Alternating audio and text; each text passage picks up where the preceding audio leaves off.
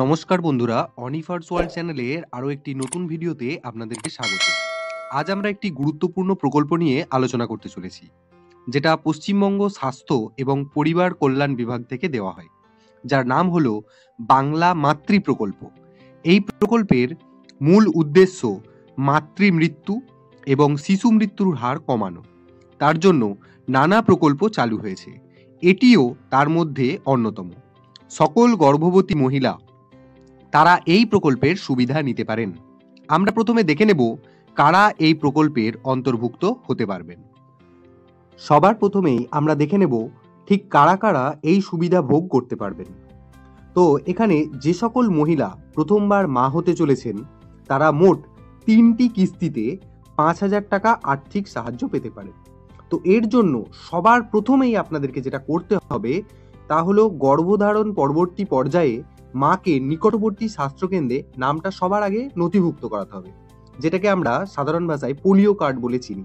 ওখানেতেই আপনার নাম, ঠিকানা এবং অন্যান্য বিষয়গুলি নথিভুক্ত থাকবে। তার পরবর্তী পদক্ষেপ কি হবে সেটা আমি পরে আলোচনা করছি। অত্যন্ত ভালো একটি চিন্তাভাবনা নিয়ে এই প্রকল্পটি চালু করা হয়েছে, যাতে করে গর্ভবতী মায়েরা তাদের গর্ভধারণকালীন সময়টিতে তারা একটু অতিরিক্ত পুষ্টি সাহায্য পেতে পারেন। তার জন্যই এই আর্থিক সহায়তা। তো এই সহায়তার ধরনগুলি ঠিক কি কি সেগুলোকে আমি 3টে ভাগে ভাগ করেছি। প্রথম অবস্থায় দেখুন, গর্ভাবস্থার 150 দিনের মধ্যে আপনি যদি নাম নথিভুক্ত করেন, তাহলেই প্রথম কিস্তির 1,000 টাকা দেওয়া হবে। এর জন্য অনেক ধরনের ফর্ম আছে, আপনারা 3টে ফর্ম পাবেন। সেগুলো আপনারা ওই এএনএম দিদিদের কাছ থেকেই পেয়ে যাবেন বা কাছাকাছি কোনো স্বাস্থ্যকেন্দ্র থেকে পেয়ে যাবেন। তো যাই হোক, দ্বিতীয় নম্বর ধরনটা হচ্ছে অন্তত একটি প্রাক প্রসব পরীক্ষা করালে দ্বিতীয় কিস্তির 2,000 টাকা গর্ভাবস্থার 180 দিন পর পাবেন। আর 3 নম্বরে রয়েছে শিশুর জন্মের নথিভুক্তি এবং প্রথম পর্যায়ের টিকাকরণ সম্পূর্ণ হলে মা তৃতীয় কিস্তির 2,000 টাকা পাবেন।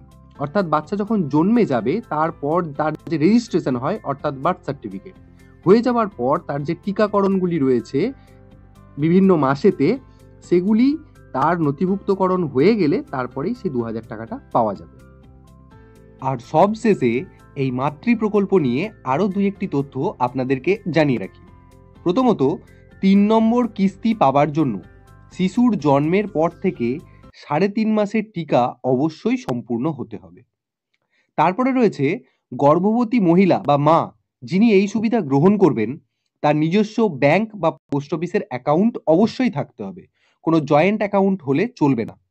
আর শেষে হচ্ছে, যে কোনো জাতিভুক্ত মা এই প্রকল্পের সুবিধা পাবেন। অর্থাৎ কোনো জেনারেল মা হন বা এসসি, এসটি, ওবিসি, তাতে যে জাতিরই হোক না কেন, এই বিষয়ে কোনো ধরনের কোনো মতভেদ তৈরি নেই। তাই মা হলেই, অর্থাৎ গর্ভবতী হলেই তার প্রথম সন্তানের জন্য আপনি এই 3 বারের টাকা, অর্থাৎ সর্বমোট মিলিয়ে 5,000 টাকা আপনার ব্যাংকের অ্যাকাউন্টেতে পেতে পারেন। তো এই ছিল সম্পূর্ণ তথ্য। যদি ভিডিওটি আপনাদের কাছে ইনফরমেটিভ হয়ে থাকে, তাহলে আপনাদের বন্ধুদের সাথে বা আপনার সবার সাথে ভিডিওটি অবশ্যই শেয়ার করবেন এবং আমার চ্যানেলটিতে যদি নতুন হয়ে থাকেন, তাহলে আমার চ্যানেলটিকে সাবস্ক্রাইব করতে ভুলবেন না।